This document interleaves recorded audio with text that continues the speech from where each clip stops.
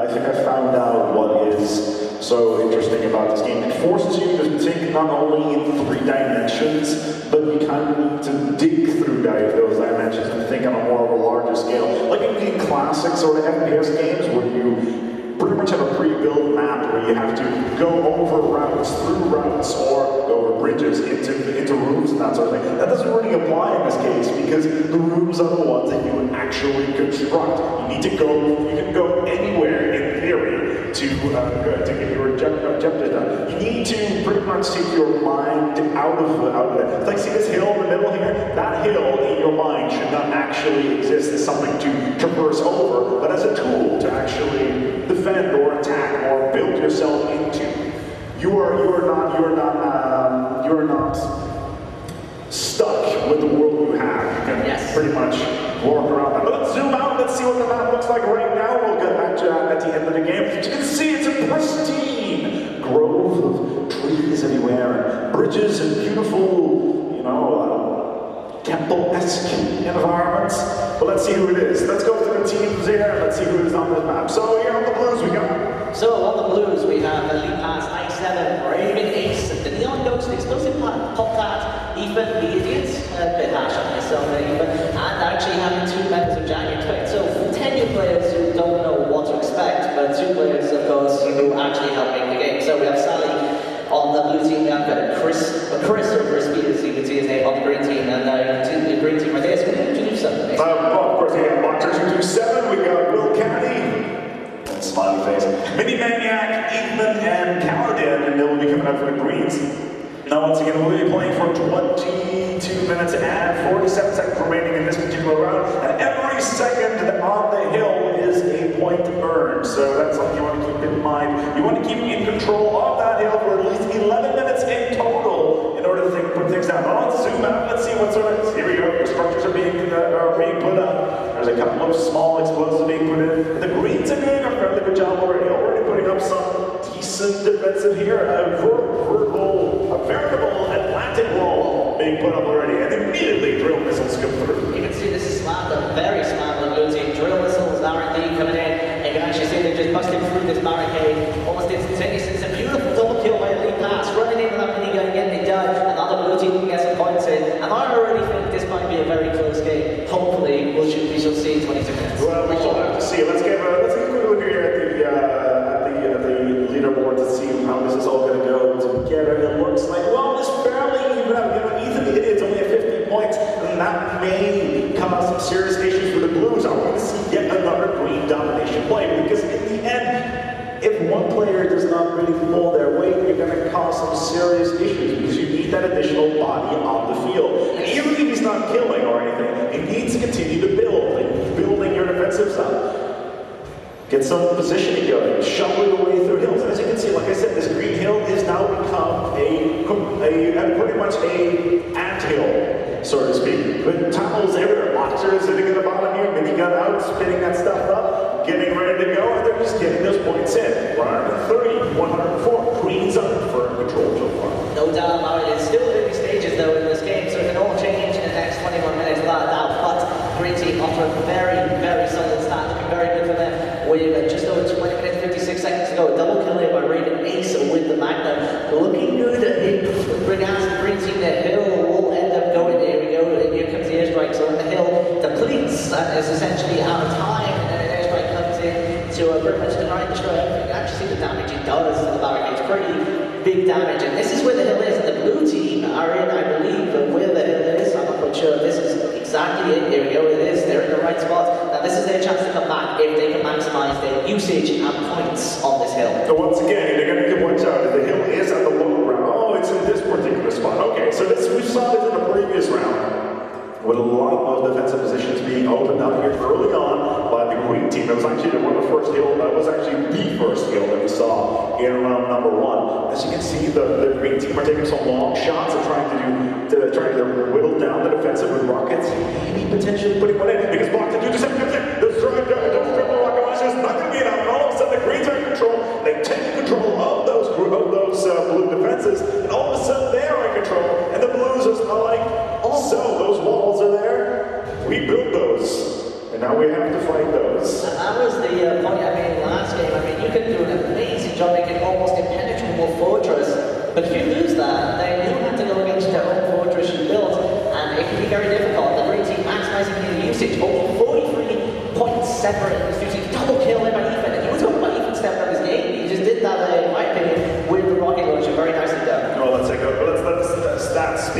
themselves. The good thing what the Greens can do is start mowing these trees down and open up a lot of space, a lot of clearance, so they can actually see what is going on and if anything is coming from them. Clearing out the field so they, so like that, pretty much taking the trees down left, right, and center will be very conducive to their play style right now. Because all they need to do is defend. They're in control of the point so far. That wall crumbles. And unfortunately, Candy was on the receiving end of that. You can see right now, Aoife just kind of trying to get his way up. But look at this, this is so intentional. Blue team trying to build a wall in the way. And unfortunately, the turret there of Pomtai is going to get the kill. The blue team doing a good job. This is a close game so far. Only 25 seconds separating these two teams. And considering there is so much going on here regarding digging and adding new walls, that sort of thing, communication is so important. And that is exactly what I mean. The Blues had vision on Mr. Crispy the entire time.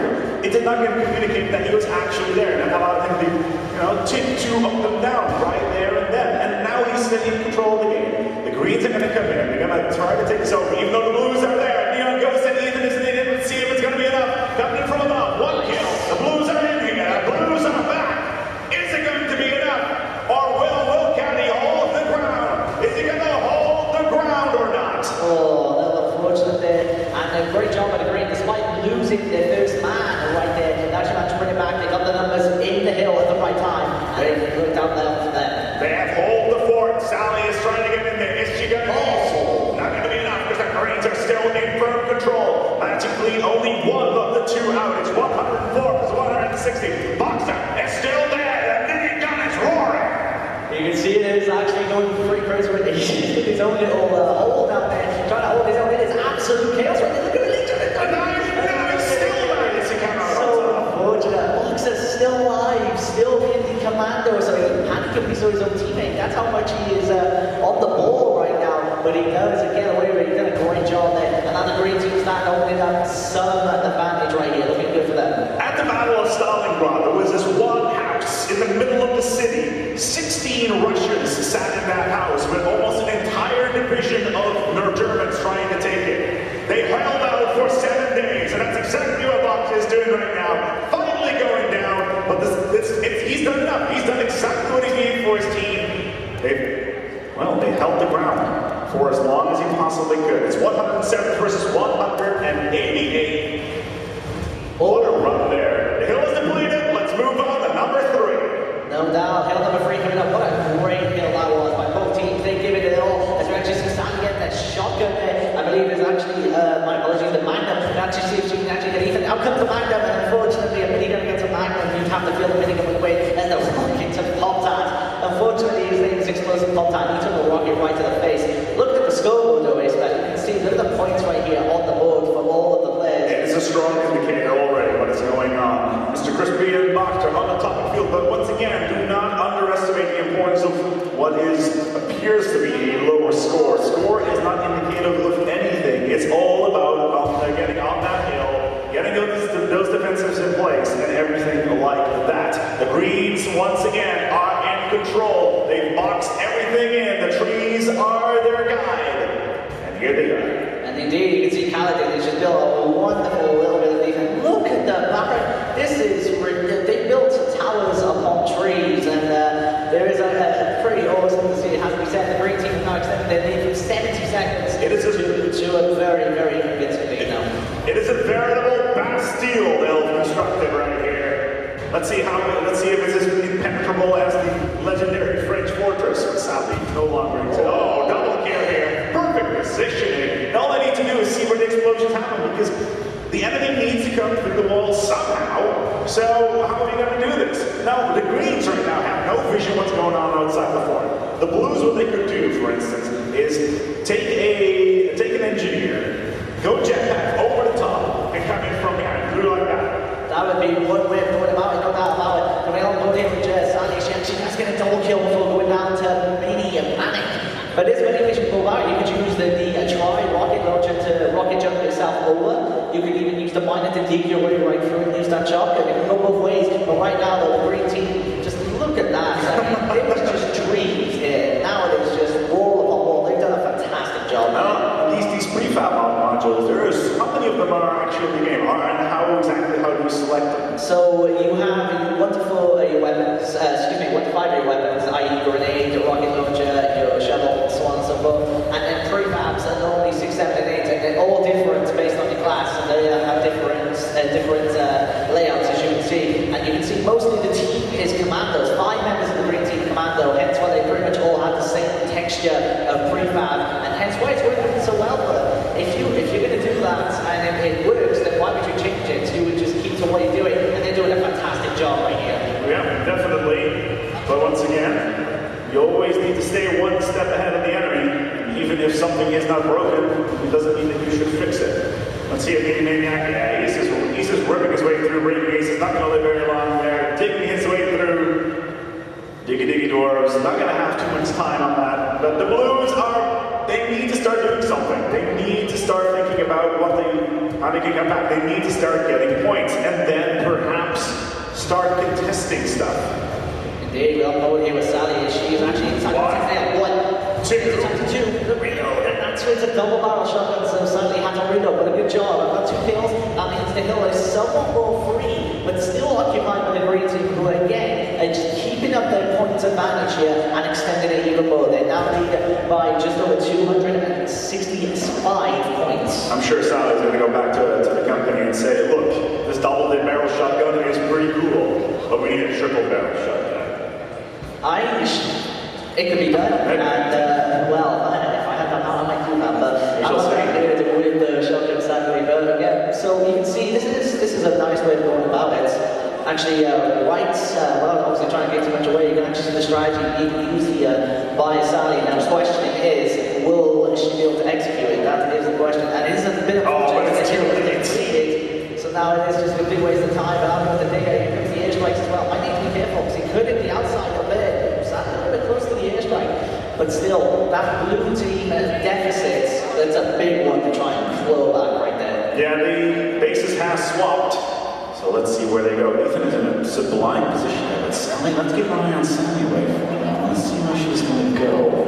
She's trying to get near Ethan. Let's see if she'll be able to do something about this particular situation. The point is currently under control by the opponents. Once more, they're 300 points ahead. That means they have about, I think she started moving down. I've lost that. Alright, fair enough. Let's stay on board here with Boxer and the rest of the green team. They're dug in once again. We did all that build-up, little sleep. I know, right? And then it's gone. Well, you can't. Sometimes you have these things where you're sitting by yourself. Oh, this could potentially go somewhere. Oh, there she is. She finally found Chopstick was the dug away in, and well, this is going to be very interesting. Now, the very sneaky tactics of Sally, just using the. It's a 1v1. Ethan knows. He's got his eye peeled. Is this going to happen? But in the meantime, the hill is contested, and he doesn't know where she's gone. Where is she going? That is the real question for him right now. But in the grand scheme of things, this 1v1 is not really straight for all. So much build-up, and in the end, nothing came of it. What does the map look like right now? So, well, you remember the map, it did look, she said, very pristine, very nice. So Sally no longer the case. And Sally, especially over there in particular, that is quite a interesting mesh of prefabs. Bastille corner, I shall done.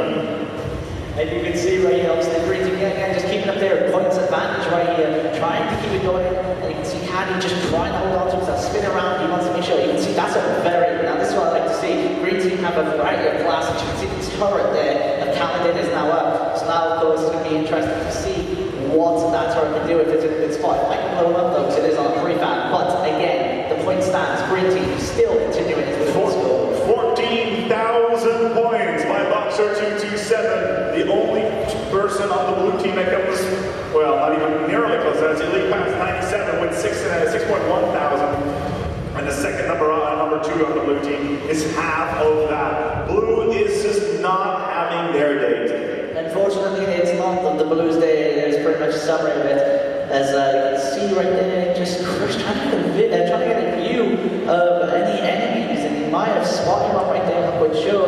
Let's see what he has. He has spotted it. That was a beautiful shot right there. First kill. Now the question is Jagex versus Jagex. These two work on the very shoot the tree. They work on the same thing. You can actually see. Listen, it's very well. Shoot the tree. Can I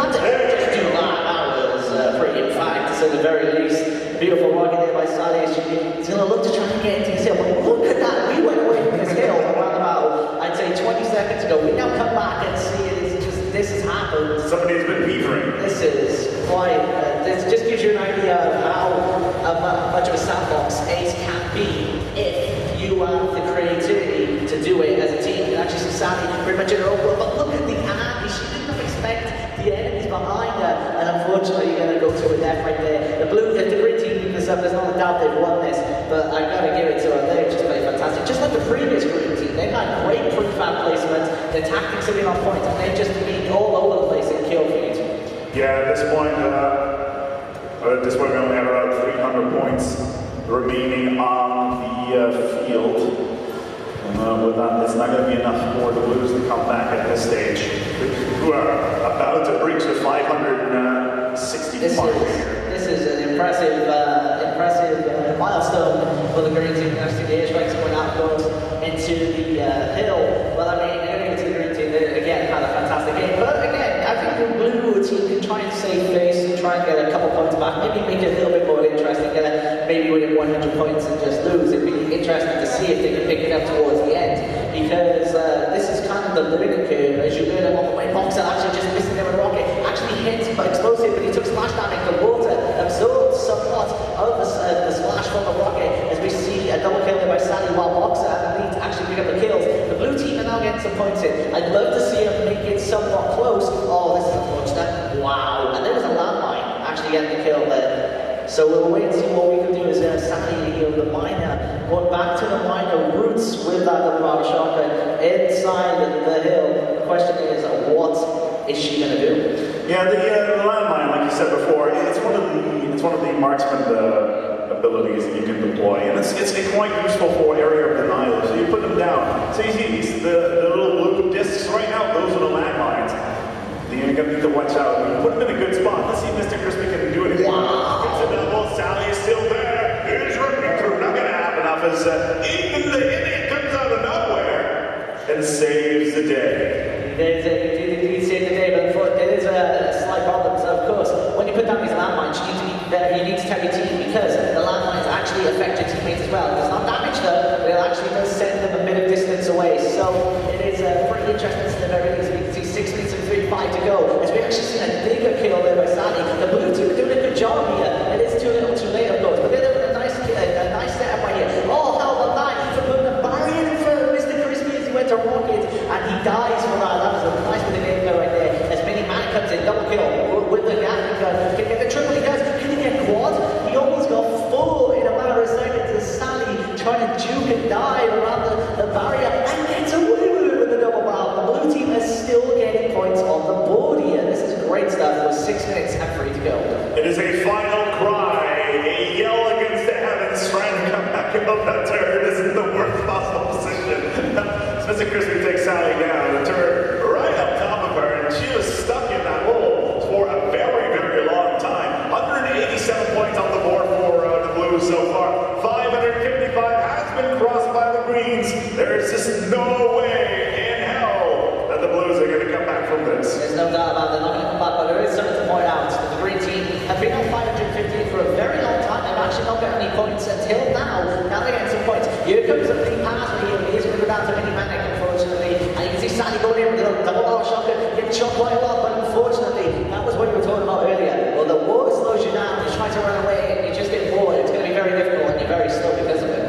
So in this game, there's a lot of servers up at the moment. So if you want to have if you see the stream and you think by yourself, you know what, this game looks very awesome. Well, there's quite a lot of servers available out there that are actually full. Yes. With a lot of people online right now from multiple places all over the world playing the game in classes. And we have what sort of other game modes do you have? So there's all types of games. There's your typical VIP, which many Counter-Strike 1.6 people might know about. You have Infected, so just essentially like it is on the Halo, where you have some zombies, you die, you become a zombie, and you'll pretty much last man standing all the time runs out. And there's also classic Capture the Flag as well, which is your typical CTF for many people who are fans of games like Unreal, so on and so forth. You also have an interesting game mode, an interesting take on Minecraft called Diamond Mine, where a team has to get a diamond and escort it back to their base, but they've got to dig to find it. So it's an interesting take on Minecraft in that perspective. So you don't actually know where the diamond is? You have somewhat of an area to go where you have to work as a team all about that. So 226 on the score, but the blue have got some points back. The green team only got 8 points from that previous hill, which is very unlike them, of course. They've had a great game, they will win no matter what, but kind of shows you the learning curve of the blue team's kind of picking up right now, because they're doing a very good job. They're getting more points and more defenses here. It's looking very good for them on this hill for now. And even though in this particular map, it's an interesting, it's an indicator of what is possible, but you can have maps that are so much bigger than this. Absolutely sprawling maps, all made out of these blocks that you can dig in, dig out, and like thousands and millions of blocks in these levels that you can dig out, a veritable cornucopia of possibilities here with Ace of Spades. Now, we hope that you're going to be able to pick this game up at some point and have an absolute blast with it, because we definitely have it here in I-50. And with only 3 minutes to go, let's hope that the Blues can have some additional fun with that, because I can imagine it might be ever so slightly frustrating to be on the receiving end of Lox's 227's minigun the entire time. It is no doubt. He is the MVP, the 17,500 points on the scoreboard. A fantastic performance by him, as well as Crispy and Cabby. All of them reaching over 13,000 plus score, and maybe Calendar able to get to 10k if he can get a couple more points. But it has to be said, the Green team, as we said many times, but it has to be reiterated, they've had a great game. But the blue team towards the final end of this game against some points back, and the green team struggling a little bit for points, but of course it's not going to matter. The blue team are making it look a lot more respectable in this situation. No, definitely. And both teams did an exceptionally good job to manage to get back. And for some of these guys, it's the first time they actually play this game. So it takes some getting used to. And I know first-person shooters haven't been really big in the recent years, not since we've seen Team Killer and Quake, at least not games that are really this quick. I would almost put it on the speed of, say, Quake-ish. Not Unreal. Unreal was a little bit slower, but it's definitely high-paced, high-action, a lot of digging in the process. And it really forces you to think outside of the box, and that's something you want to keep in mind if you decide to pick this one up. This is really something that teaches you to work with three-dimensional space, and that is something that you don't really see all that much. No doubt about it. As we said earlier, it's an interactive sandbox. It's ever evolving. It's never going to be the same. And we're going to actually go into the bird's eye. Just look at the map. Yeah, again, you can actually just see there's just destruction everywhere. And what was once again, I'm quoting, so I can say a pristine map, is now unfortunately a bit of a mess in certain areas, especially over by the hill, where there is just a massive crater, I believe, just over here. I mean, just to give you an idea of the different tactics teams have used. As you said, it's ever evolving, and just that gives you an idea. They've gone under, they've gone through, they've gone over, left, right, anywhere you can think of. And well, the green team will take this, no doubt. But I'm going to give it to the blue team. They've shown a lot of character, and again, as you said, it's their first time playing, and they're doing a good job, and it's showing a learning curve. They're actually trying to adapt to the game, and they're adapting very well, and it's looking very good for them as we approach the last 5 seconds. Yeah, well, at the end of the game, all the players will be receiving achievements as well as certain stats. Let's say they destroyed X amount of blocks, they will get points for that in the game, which allows you to unlock all sorts of these things, I believe. It's more of like a show-off kind of thing. So if you're a really good sniper, you're gonna be like level 100 and something, and it goes on the leaderboards as well. So it's a nice thing to have if you're like a speciality with the class. And speaking of actually playing, so the people on stage right now will actually get, I believe, a free t-shirt and a free copy of the game. As thank you obviously for coming off the stage to play this. And I believe as well the people anyone in the audience, I believe some t-shirts will be getting thrown up. But there you have it, the green team taking it by double points, 606 to 303. Pretty interesting. Pretty impressive. Give them an applause, everybody. Our green and blue team, as they managed to come out here on the second match here for Ace of Spades Mainstage2, followed by Jagax here from the indie game showcase at I-40, 45. I was about to say 45 for some reason. 50. Let's go with 50 this time again. The Golden Land. Thank you so much once again. As we're going to go and see if we can get our t-shirts out to our winners here today. As my name is Ace. I'm Shoni. Been on to pleasure, by the way. Yeah, thank you so much. Thank you so much for coming out here, and good luck with the game. As we're going to head over towards the stage, I believe, to showcase, to see what everybody still have to say, or we're going to wrap things up here. I'm going to head it off towards the stage. So I'm going to move it up production. cool. We're going to throw out some t-shirts. So we'll be right back and we're going to go get that sorted.